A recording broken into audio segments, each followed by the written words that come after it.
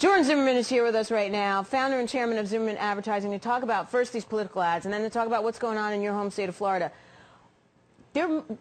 Every election season they get worse and worse, to the point to me where why would anyone in his right mind get involved in this system?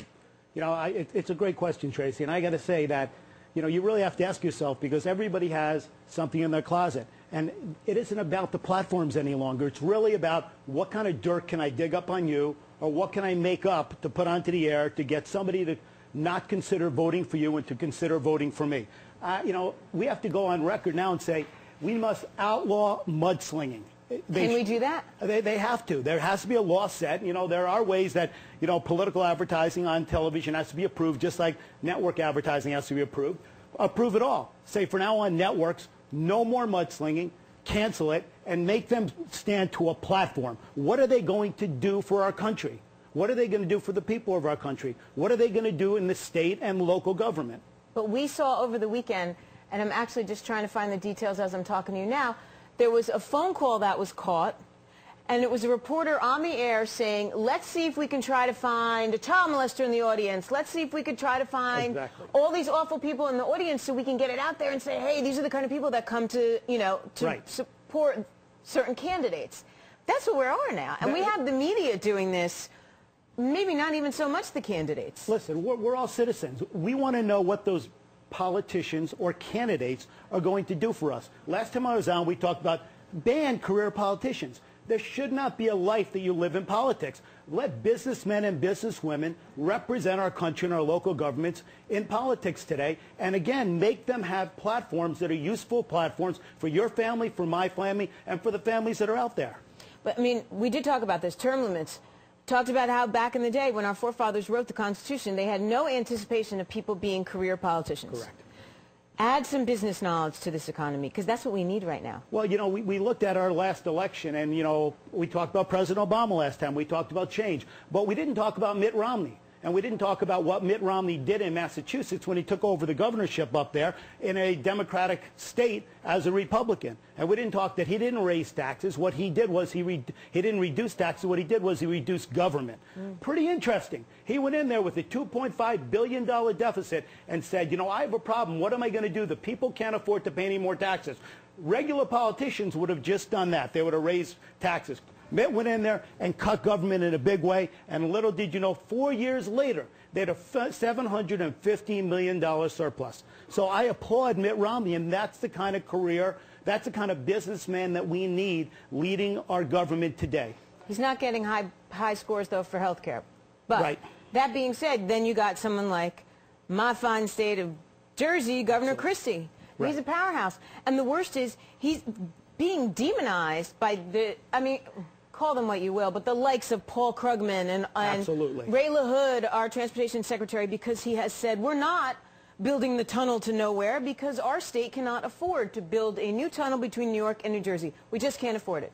He's doing the right thing, isn't he? Yes, absolutely. And listen, I told you, I applaud him. I think he is probably the best governor in the United States today because he's got the chutzpah to stand out there and make something happen. He stands up against the schools. What I think they need to do with the schools is I think they also need to incentivize the teachers today by paying them on the bottom line of every school. P&L every single school that's out there, and tell the teachers, don't leave the lights on because it's going to affect your bonus at the end of the year.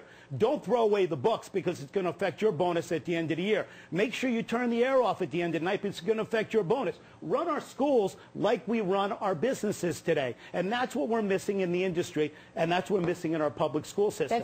That's actually a really interesting way to look at it. And then you and I also talked about potentially even using solar on some of these schools. Right. And, you know, if you look at solar, there's net metering agreements in every state in the country. What we need to do is we need to reactivate those net metering agreements by talking to our power companies in the state and saying to the power companies, what kind of a payback can our net metering agreement really do? In other words, if we're paying X for a kilowatt hour, we don't want 10% of that back. We want to get 75 or 85% of that back so that the school systems have a coffer of money to go.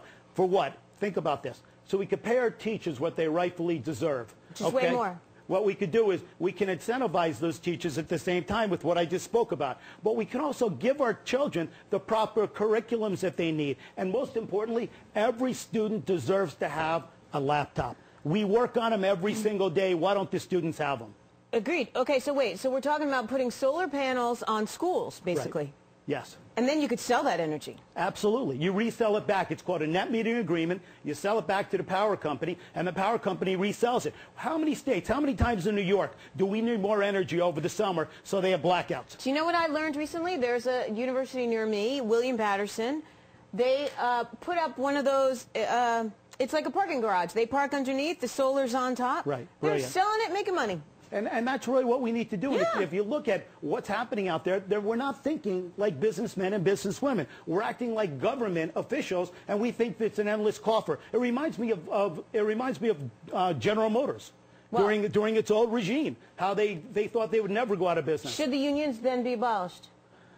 The unions should be controlled. I think there's a place in our country for unions, but they should be under control. They shouldn't have the power and strength that they have today. Because they do. Even though membership is down, in all unions, membership is drastically down. They still hold such a political punch that you have a president who panders to them. And I agree with you. And you know why membership is down? Because the people are finally understanding that the unions are not good for our country. Now, a union that is a controlled union, that is for the people, and that is governing to make sure the company is profitable, that the people are taken care of, that they have health care, and so on, is good. But the unions we had are not good unions. Look at all, if you go all throughout our country today, and you look at all the local municipalities, and you look at our local bonds, they scare the heck out of me. I know. These municipalities have huge exposure. So I got to tell you that we need to make sure, not even on just a localized basis, but a regionalized basis and a statewide basis, like in our great state of Florida, that we put the proper people in office that can make these tough decisions. Let's talk about local governments right now. You're from Florida. Florida is a mess. Yes.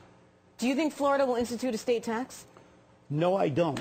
Really? I don't think they're going to have a state tax. What I do think they're going to do is I think they're going to cut government. We have two business people running for office. One is Alex Sink and one is Rick Scott. Okay, both ran big companies. Alex was in the banking industry, Rick was in the healthcare industry. And both have looked at government and said the only way to be able to save money for this state and to be able to make this state whole again is to actually cut government. Okay, it's the same thing we just spoke about with Mitt Romney. But if that's a national story, that's a federal story. That's the common thread through this entire election. No, well, then why doesn't anybody do it? I don't know. Okay. What's Charlie Crist doing down there? Well, Charlie's trying to run for Senate right now, as we know, and he's running against Marco Rubio and Kendrick Meek. Now, Meek is the Democrat, Rubio's the Republican, and Charlie's running as an independent. And he has platforms that he wants to take to Washington, D.C. to get done so that our great state can once again be profitable. But is Charlie doing the right thing? Because Charlie had come out and said, I'm Republican to the end. And then all of a sudden decided he was going to take this middle road and essentially split the vote. That is, I got to tell you, that is a great question. And think about it. I think what people are tired of is Republicans and Democrats, and the Republicans and Democrats that are running are stuck in this cubicle saying, if you don't do what the Democratic Party tells you to do, then we're not going to take care of you. And if you don't do what the Republican Party tells you to do, we're not going to take care of you, Mr. Candidate. At the end of the day, the Independent Party is taking care of you and I. They're looking at the people and they're saying, what do the people need? I got to tell you that. Why don't the politicians talk to their neighbors? Why don't they go to the street? Why don't they really find out what the needs of the people are today and answer those needs? Because, Jordan, they're too busy getting comped at good restaurants and riding on Pelosi's airplane. You know that. Well, hey, but here's the thing now. Are we looking at a third party, potentially? Absolutely. The rise of the third party? I couldn't agree more. Fiscally conservative, socially liberal. And I think the way it is. I mean, that's the world we live in. Do we want to have a middle class again? No. No. That's what they're saying, right? Right. No. They're saying no more middle class. No more middle class. Made America. Made America. How can we have a middle class? Yeah, so we need a third party to bring back the middle class. Right. And we need a third party that is independent, and that is the People's Party. Whoa. A magical thing. The People's Party. Jordan Zimmerman, you're the People's Party. You come back. Darn it. Jordan Zimmerman, founder and chairman of Zimmerman Advertising. Actually, you got to read your blog. What's your blog? YouSleepWhenYouDie.com.